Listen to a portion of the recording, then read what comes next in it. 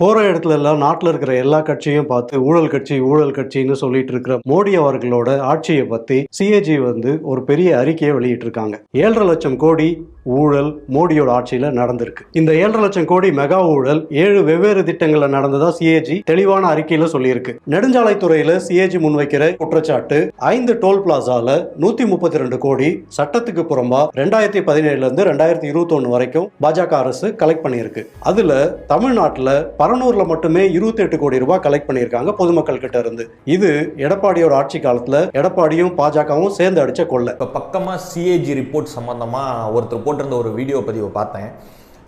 CAG ரிப்போர்ட்னா என்னன்னே தெரியாமல், அதை படித்தும் பார்க்காம, அதில் என்ன இருக்குன்னு தெரியாமல் கண்ட மேனிக்கு வீடியோவில் பேசியிருக்காங்க.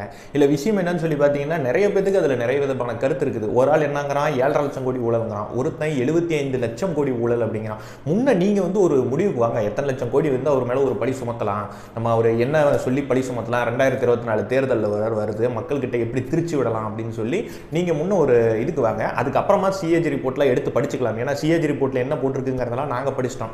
இல்லை சிஏஜி ரிப்போர்ட்டில் மக்கள்கிட்ட நீங்கள் சொல்கிற விஷயங்களை நாங்கள் அழகாக தெளிவாக சொல்கிறோம். இந்த ஹைவேஸில் நீங்கள் சொல்கிற அந்த ஊழல் அந்த ஊழல்ங்கிற வார்த்தையே சிஏஜி ரிப்போர்ட்டில் கிடையவே கிடையாது. காட்டுங்க, முன்ன சிஏஜி ரிப்போர்ட்டில் ஊழல் நடந்திருக்கு, அந்த பிஜேபி ஆட்சியில் ஊழல் நடந்திருக்கு அப்படின்னு சொல்லி சிஏஜி ரிப்போர்ட்டில் போட்ட மாதிரி நீங்கள் காட்டுங்க, அப்புறம் பார்க்கலாம். இதில் விஷயம் என்னன்னு சொல்லி பார்த்தீங்கன்னா, கையகப்படுத்தும் போது மக்கள்கிட்ட இருந்து பொதுமக்கள்கிட்ட இருந்து நிலத்தை கையகப்படுத்தும் போது அவர்களுக்கு கொடுத்த தொகை அதிகம். நீங்கள் சொல்கிற மாதிரி ஒரு நிலத்தோட வேல்யூ கவர்மெண்ட்டோட வேல்யூ இல்லாமல் அவங்களுக்குன்னு ஆக்சுவல் வேல்யூ இருக்கும். அந்த வேல்யூ கொடுத்து தான் மக்களோட சுமையை குறைக்கிறதுக்காக அவர்களிடம் கொடுத்து பெறப்பட்ட அந்த நிலத்தில் தான் இன்றைக்கி அங்கே ரோட் போட்டிருக்காங்க. ரெண்டாவது, இங்கே நீங்கள் போடுற மாதிரி நீங்கள் கான்ட்ராக்ட் எடுத்து போட்டிருக்கீங்களா திமுககாரங்க, அந்த மாதிரி ரோட் கிடையாது. அந்த ரோட்டில் நீங்கள் ஒரு தடவை போயிட்டு வாங்க, உங்களுக்கு அந்த எக்ஸ்பிரஸ் ஹைவேனா என்னன்னு சொல்லி உங்களுக்கு அப்போ தான் ஒரு தெளிவான விளக்கம் கிடைக்கும். அதனால தான் அந்த காஸ்ட் ஹை மட்டும்தான் அதிகமாக இருக்குது. நீங்கள் சொல்கிற மாதிரி ஊழல் கிடையாது, ரோடு போட்டதுக்கு உண்டான ஒரு காஸ்ட் ஹை அந்த இடத்துல ஏற்பட்டிருக்கு. இன்னொரு விஷயம், நீங்கள் சொல்கிறது இந்த ஆயுஷ்மான் பாரத் திட்டத்தில் 7.5 லட்சம் பேருக்கு ஒரே ஃபோன் நம்பர் கொடுத்துருக்காங்க. இது யாருடைய தவறு? ஒரு மாநில அரசு ரிப்போர்ட் ப்ரிப்பேர் பண்ணி மத்திய அரசுக்கு கொடுக்குறாங்க அப்படின்னா மத்திய அரசு அதை ஃபாலோ பண்ணுறாங்க அந்த ஆயுஷ்மான் பாரத் திட்டத்தில். இப்போ அதுவும் இல்லாமல் கடந்த ஓராண்டு காலமாக சிஎஸ்சி மூலியமாகவோ அல்லது ஒரு பிரைவேட் செக்டார்ஸ் மூலியமாகவோ நேரடியாக மக்களிடம் ஃபோன் நம்பரோ இல்லை இகேஒய்சி மூலியமாகவோ தான் ஆயுஷ்மான் பாரத் போட்டுட்டு இருக்காங்க. நீங்கள் சொல்கிற அந்த ஆயுஷ்மான் பாரத் திட்டம் எல்லாமே மாநில அரசு கொடுத்த ஒரு ரிப்போர்ட். அதில் கூட கேரளா நம்பர் 1ல் இருக்குது, தமிழ்நாடு நம்பர் 2ல் இருக்குது. அதிகமாக இது கொடுத்தது ஏன்னா தமிழ்நாடு ஏற்கனவே இந்த முதலமைச்சர் காப்பீடு திட்டத்தில் இருந்த அந்த பேப்பரை தூக்கி அப்படியே கொடுத்துட்டீங்க. ஒரு குடும்பத்துக்கு 5 பேத்துக்கும் சேர்த்து ஒரே ஃபோன் நம்பர் தான் இருக்கும். இதே மாதிரி எல்லா குடும்பமும் எடுத்திங்கன்னா 7.5 லட்சம் ஒரே ஃபோன் நம்பரில் இருக்கிறதுல சர்வ சாதாரணமான விஷயம்.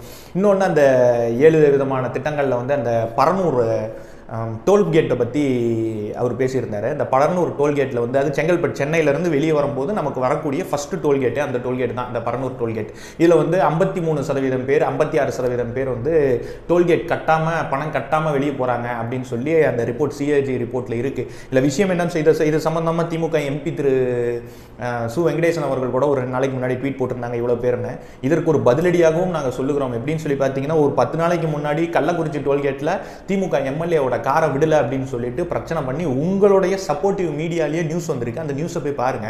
இந்த மாதிரி விட மாட்டேங்கிறாங்கன்னு சொல்லி பிரச்சனை பண்ணி அவங்க கிட்ட சண்டை போட்டு வெளியே வந்திருக்காங்க. ஒரு காராக இருந்தால் பரவாயில்ல, 5 கார் வெளியே வருது. இதில் எம்எல்ஏவோட car 5, MP car 20, chief minister car 30, அப்புறம் கவர்மெண்ட் வெஹிக்கிள்ஸ் இப்படிலாம் போனீங்கன்னா 56% டோல்கேட்ஸ் எல்லாமே அது ஸ்கிப் பண்ணி போகிறதுக்கு நிறைய சான்சஸ் இருக்குது. உங்களுக்கு அவ்வளோ அக்கறைகள் இருந்ததுன்னா தமிழ்நாட்டில் அந்த சட்டத்தை கொண்டு வாங்க. ரொம்ப சிம்பிளாக ஒரு சட்டத்தை கொண்டு வாங்க.